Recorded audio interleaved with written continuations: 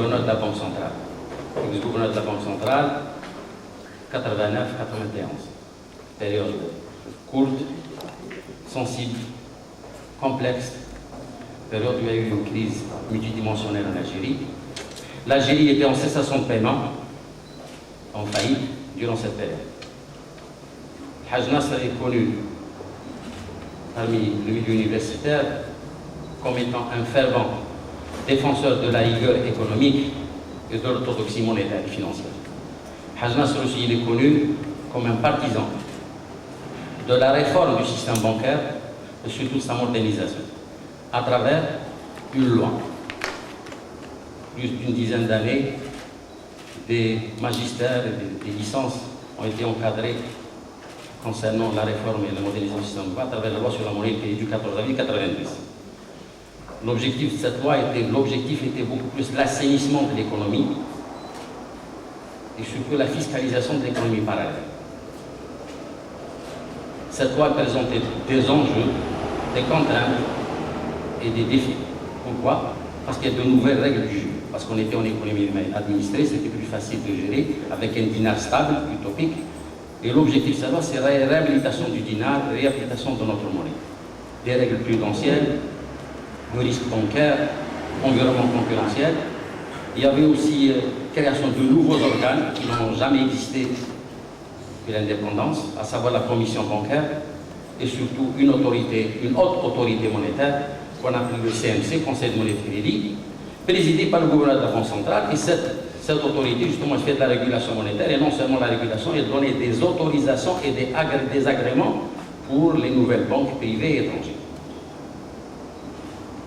L'objectif aussi de cette loi, c'est en fin de compte la mise en place d'un marché de capitaux, marché monétaire qui existait, un marché financier, une bourse, qui en panne à ce jour depuis 20 ans. Et bien sûr, en fin de processus de loi cadre de la régulation, c'est la convertibilité du dinar pour contrôler un autre. Donc, Haj Nasser va nous parler, avant de lui donner la parole, il va nous parler de l'Algérie, l'économie algérienne, dans la crise économique mondiale. Avant de passer la parole à M. Haj Nasser, je voulais juste donner certains indicateurs macrofinanciers. En Algérie, fin décembre, la cagnotte réserve de change 205 milliards de dollars. L'Algérie a opté pour des placements, des portefeuilles obligataires souverains et seulement 2% dans les banques commerciales qui sont caractérisées par leur solidité financière et surtout pour leur rating AAA. La constitution de ces réserves de change, majorité c'est en dollars, 58% en dollars, 27% en euros et le reste en livres sterling et yen. Pourquoi? Pour la diversification, pour avoir une marge d'manœuvre, pour surtout la compensation. Un autre point, l'Algérie vient de participer à un emprunt obligataire de 5 milliards. Le FMI, sous forme de droits de tirage spéciaux. Mais on ne connaît pas la réciprocité de cette transaction. Pour l'actuel gouverneur, il dit que c'est pour la une gestion active, rationnelle des réserves de change. D'autres économistes disent pour avoir une certaine crédibilité au niveau du marché, au niveau des instances internationales et surtout pour l'ouverture des marchés de capitaux. L'ouverture de l'euro-marché, pas l'euro. L'euro-marché, c'est l'euro. L'euro-marché, c'est le marché financier international. Deuxième indicateur qui me paraît intéressant pour le débat aussi, l'inflation. En moyenne annuelle, l'inflation mesurée par la croissance d'indice de prix à la consommation, elle est de 7,65. Fin décembre, 8%. Et les salaires augmentés récemment depuis 3 ans, ils sont absorbés de cette inflation. Un autre point, concernant le chômage. Taux de chômage, d'après l'ONS, 8 et quelques. Et ce qui est grave, c'est que 85% du taux de chômage, c'est des jeunes de moins de 25 ans. Donc, 205 milliards de réserves de change, taux d'inflation, taux de chômage, dans un pays qui regorge de richesses, je pense que c'est un anachronisme difficilement imaginable. Un autre point, qui me paraît aussi intéressant, l'État a consacré 500 milliards de dollars, 3 fois le PIB, pour les dépenses, sans discontinuité, pour la croissance, pour atteindre juste 2,65% de taux de croissance. 2,65 au lieu de 7 à 8. Donc l'État a dépensé 2 fois plus qu'il n'en faut pour obtenir 2 fois moins de croissance. Un autre point, l'Algérie, gros importateur de marchandises et services, surtout 70 milliards à peu près, je n'ai pas le chiffre exact sincèrement, 70 milliards de dollars entre les produits alimentaires et les produits pharmaceutiques. Et pire encore, l'Algérie est devenue un net importateur de main-d'œuvre. Agence va nous parler aussi de la crise internationale, de la crise de la grande récession, la crise de la dette souveraine, la crise de l'euro, c'est-à-dire que les crises sont devenues comme des matrouchkas, comme des poupées russes. Malgré les plans de rigueur, les mesures de stabilisation financière par les autorités financières internationales établies à l'OMC, et aussi malgré le plan, la cure d'austérité donnée par l'Union européenne pour la Grèce, l'Italie, l'Espagne, le Portugal. La chancelière allemande parlait de BRIC, émergents. Il y a à nouveau, on a surnommé ces pays qui vivent au-dessus de moi, les pays pauvres, P-O-R-C-S, parce qu'ils vivent au-dessus de leurs moyens. Pour terminer, lors de son passage à London School of Economics, la reine Elisabeth II, elle avait dit « Why did nobody notice it ?» Pourquoi les économistes n'ont pas prévu cette crise dans un pays comme l'Angleterre, berceau d'école classique, Adam Smith, berceau d'école Cambridge, berceau d'Oxford.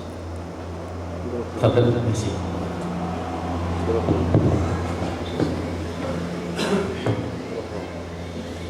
Merci, monsieur le professeur. Je voudrais d'abord dire, bien sûr, mon plaisir d'être ici, dans cette école, parce que dans le livre que j'ai eu la surprise d'ailleurs d'écrire, c'est pas du tout ma vocation d'écrire, mais bon, il est sorti tout seul, je consacre un paragraphe aux élites, parce qu'un peuple vaut ce que vaut son élite. Et être dans cette école qui est bijouterie, si l'on veut, le faire fondre, le raffiner, le couler dans des lingots type pompe centrale, agré, donc tout le monde ne peut pas le faire, il y a quelques endroits dans le monde où on peut le faire, et le transférer. Chaque opération coûte de l'argent. On a trouvé, nous, un système, bête et méchant, enfin, on peut personne à dépenser à l'époque, il s'appelait les swaps. Donc on a fait des swaps de métaux, puis des swaps de place, complètement. Donc c'est comme si on avait swappé de l'argent pour de l'or, puis on avait swappé la place de New York pour la place de Londres, pour la place de Zurich. Non seulement ça nous a apporté de l'argent, mais ça nous a rapporté de l'argent parce qu'on jouait sur les délais de swap. C'est comme si on plaçait de l'argent sur un mois, ça nous a permis de le transférer. On a eu une guerre incroyable, organisée dans le monde, mais aussi dans des relais algériens. Donc le swap, ça a été perçu en Algérie comme étant de l'or que nous avions vendu, et on avait joué avec le Badlan, etc. Alors qu'au contraire, nous avions renforcé la capacité de résistance, disons, des finances algériennes. Cette guerre est importante à analyser parce qu'on se rend compte que,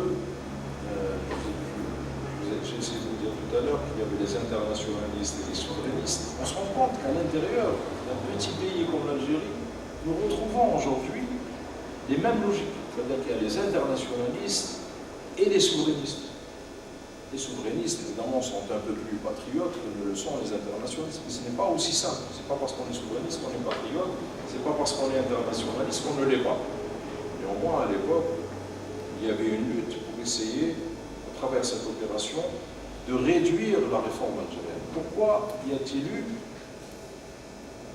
disons, une configuration de puissance internationale contre la réforme en Algérie? Ce n'est pas parce qu'il y avait des enjeux internes en Algérie, c'est parce que c'était des enjeux internationaux.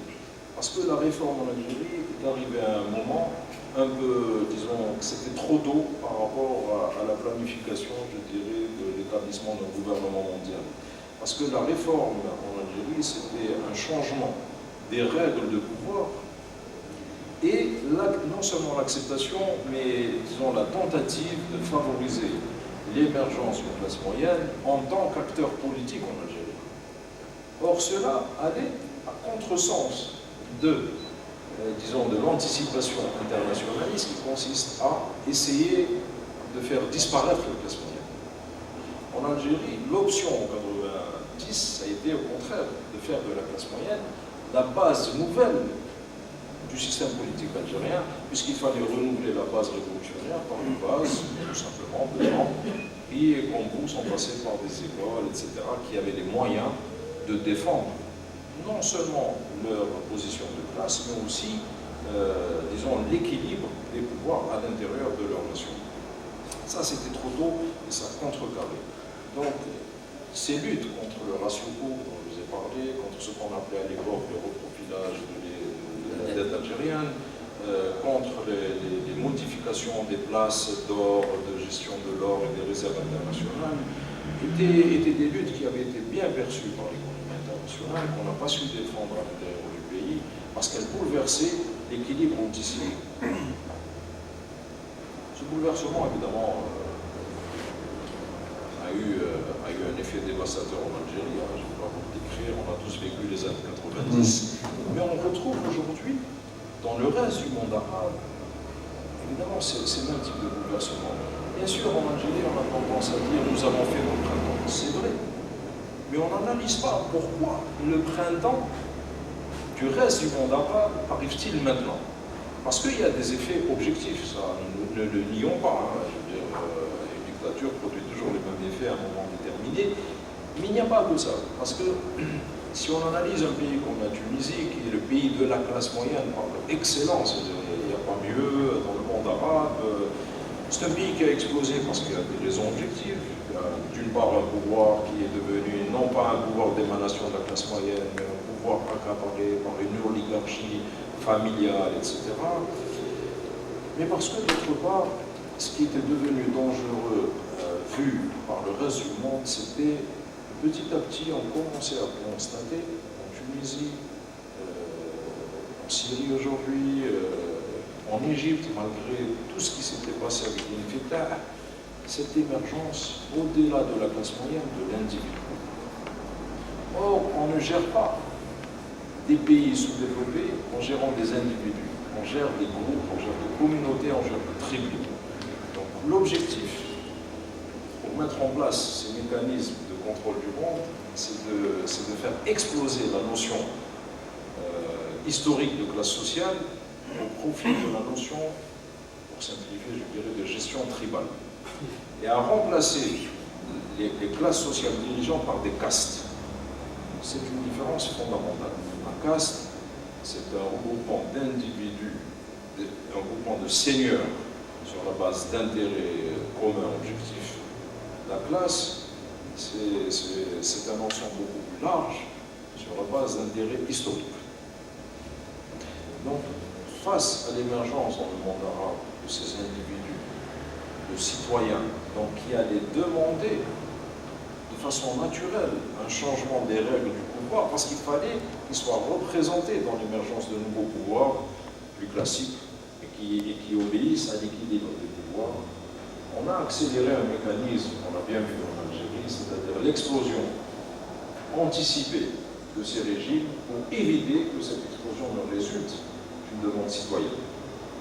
Donc on anticipe l'explosion, on fait semblant de croire que c'est une explosion citoyenne pour détruire l'émergence ou la formation de nouvelles classes sociales au profit d'une formation d'une caste qui est ce fameux 1%, c'est-à-dire une caste dont on encourage l'enrichissement de plus en plus illicite au détriment des classes moyennes et au détriment des pauvres, pour qu'elles deviennent partie intégrante de ce 1% mondial qui vise à prendre en main les destinées du monde. Alors, là-dedans, ne pensons pas que ce qui se passe en Chine est fondamentalement différent. Vous avez vu dernièrement En Chine apparaissent un certain nombre de scandales qui sont liés à l'enrichissement illicite des dirigeants. Et cet enrichissement est recherché parce qu'il y a un moment où on a besoin de penser et on veut croire que ce 1% chinois va rejoindre le 1% américain, il va rejoindre les oligarques russes, par contre.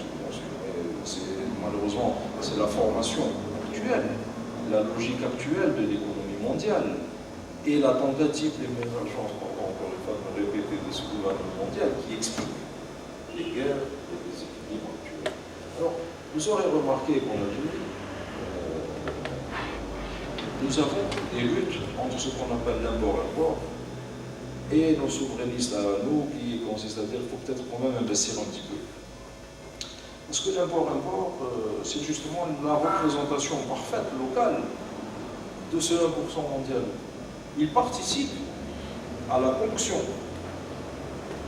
de la classe moyenne ici. Il participe à la ponction des,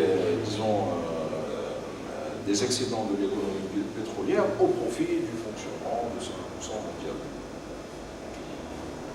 Parce que l'économie s'effondrant, la capacité d'anticipation du pays a été effacée. Puisque vous aurez remarqué qu'après la chute des réformes et le début des troubles en Algérie, le Fonds monétaire n'a pu arriver en Algérie qu'en 1994. Avec quel résultat? La disparition de l'industrie. Nous avons eu 500 000 emplois qui ont été supprimés, pas forcément des emplois improductifs. Je ne parle pas des cadres prisonniers au milieu. Nous avons eu des tissus industriels complètement effilochés, l'arrêt du fonctionnement industriel. Par contre, se développer une espèce d'économie de rente du pauvre, c'est-à-dire on appauvrit les gens et on fait l'horreur. Tout à l'heure, on avait dit qu'on vise à l'appauvrissement, mais pas à transformer la population en SDF. Donc, on apprend à la population à recevoir des salaires sans contrepartie productive. Vous avez la caste de l'import-import. Il faut objectiver. Ce n'est pas X ou Y. C'est une logique économique mondiale. Vous avez cette caste qui se met en place, qui organise une espèce de transfert de revenus pour pouvoir transférer cet argent à l'extérieur de l'Algérie. Face à cette caste nouvelle qui se met en place, qui ne s'assume pas comme classe sociale, vous avez des souverainistes en Algérie qui n'arrivent pas à s'organiser. Le débat sur le 49-51 de l'investissement versus le débat sur la fiscalité de l'import par rapport à la fiscalité industrielle résulte justement de cette opposition entre ceux qui sont branchés sur le reste du monde et ceux qui n'arrivent pas à mettre en place des mécanismes pour que la production de richesse soit le fait d'une production locale. Ça, ce ne sont pas des luttes qui résultent, je dirais, d'une pensée économique élaborée, ce sont des luttes qui résultent d'un positionnement physique, personnel de l'individu, qui pour certains ont réussi à s'allier au reste du monde et qui pour d'autres n'ont pas la capacité ni la modernité de faire face à la logique du monde. Donc, le 49-51, on aurait pu penser, dans ce cas de figure, que c'est une logique industrielle nationale. Pas du tout. De la même façon, quand on voit la réapparition de monopoles nationaux, donc, je vais vous citer un mauvais exemple, mais c'est pour l'image. Vous avez quelqu'un là-bas qui s'appelle Econamo, qui était un importateur de blé, et puis tout d'un coup, on impose l'OAIC. Parce que vous avez quelqu'un qui peut aujourd'hui se brancher sur l'international et devenir autonome, et donc ne pas verser la part qui revient à ceux qui pensent avoir droit à cette part et qui, eux, ne savent capter la rente qu'à travers les anciennes sociétés nationales ou les anciens monopoles. Donc vous avez cette lutte permanente entre ceux qui se lient à l'international et ceux qui veulent réorganiser les monopoles, c'est-à-dire revenir en arrière 25 à 30 ans en arrière, parce que c'est la seule façon qu'ils ont pour eux de capter une part de la rente dans le commerce avec l'international.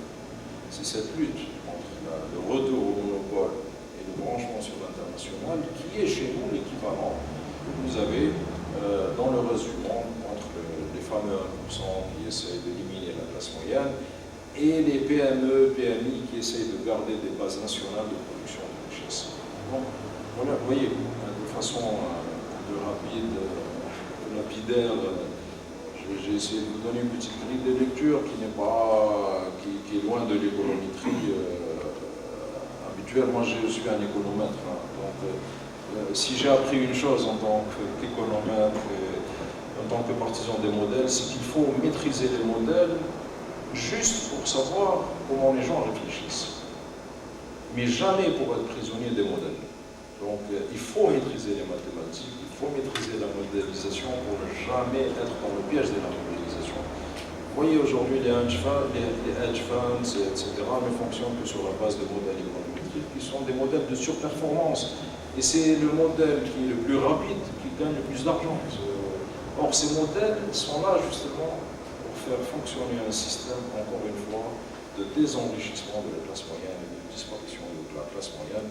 Nous avons intérêt, nous, à maîtriser tous ces modèles, mais pour mieux savoir quelles sont les logiques de politique économique, quelles sont les logiques politiques du cours qu'il y a derrière toute cette soi-disant modélisation, objectivisation, et qu'il n'y a en réalité qu'un langage politique pur. Je vous remercie pour votre patience.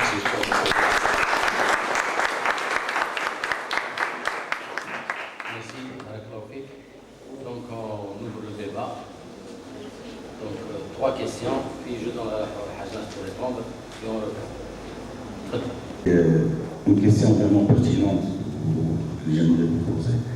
Ça concerne exactement la réorganisation de la Libye au niveau exactement des prix du Yémen et de la Syrie.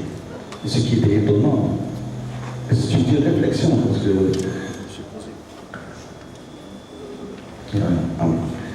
je me posais une question. Comment on a commencé à attaquer convenablement la Libye, à faire réorganiser exactement les tribus parce qu'il n'y avait pas un système institutionnel. Pour le cas du Yémen, c'est le même cas. C'est la richesse, la réorganisation, la distribution de la richesse.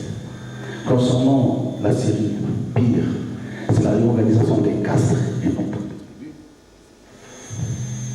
Dans ce cas-là, le printemps arabe, c'est pas par hasard.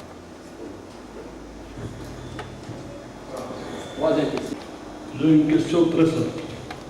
En fait, en venant ici, je m'attendais à un exposé économique, et on a eu droit à un exposé beaucoup plus politique économique. Ma question, je la poserai en tant qu'économiste. Que faut-il faire? Et j'espère des réponses pratiques. Que faut-il faire pour que l'Algérie rentre avec le régime rentier? Avec le régime rentier. En termes pratiques, vous avez été gouverneur de la Banque d'Algérie, vous êtes peut-être